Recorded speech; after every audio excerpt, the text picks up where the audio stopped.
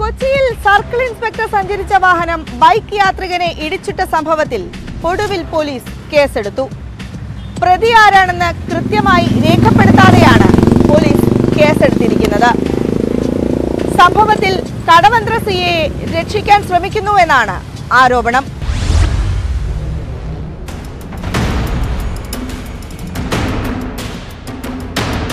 വ്യാഴാഴ്ച രാത്രി 9:30യോടെയാണ് കടവന്ത്ര സിഐ സഞ്ചരിച്ച കാർ ഹാർബർ പാലത്തിൽ വെച്ച് ചുള്ളിക്കൽ സ്വദേശി വിമലിന്റെ ബൈക്കിൽ ഇടിച്ചത്.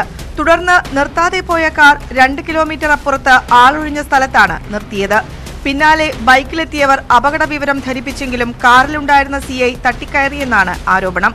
അപകടത്തിൽപ്പെട്ട യുവാവിനെ നാട്ടുകാരാണ് ആശുപത്രിയിൽ എത്തിച്ചത്. സംഭവം അറിഞ്ഞ് പോലീസ് സ്ഥലത്തെത്തിയെങ്കിലും സിഐ ആണ് കാർ ഓടിച്ചതെന്ന് കണ്ടതോടെ നടപടിയെടുത്തില്ലെന്നാണ് പരാതി.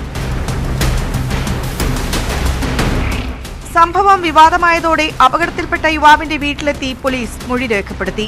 തുടർന്നാണ് എഫ്ഐആർ രജിസ്റ്റർ ചെയ്തത്. എന്നാൽ സിഐയുടെ പേര് ഉൾപ്പെടുത്തിയിട്ടില്ല. പ്രതി കാറിന്റെ ഡ്രൈവർ എന്ന് മാത്രമാണ് എഫ്ഐആറിൽ രേഖപ്പെടുത്തിയിരിക്കുന്നത്.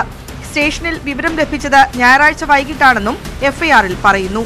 സിഐയെ രക്ഷിക്കാൻ വീണ്ടും പോലീസ് ശ്രമിക്കുന്നതിന്റെ തെളിവാണ് ഇതെന്നാണ് ആരോപണം.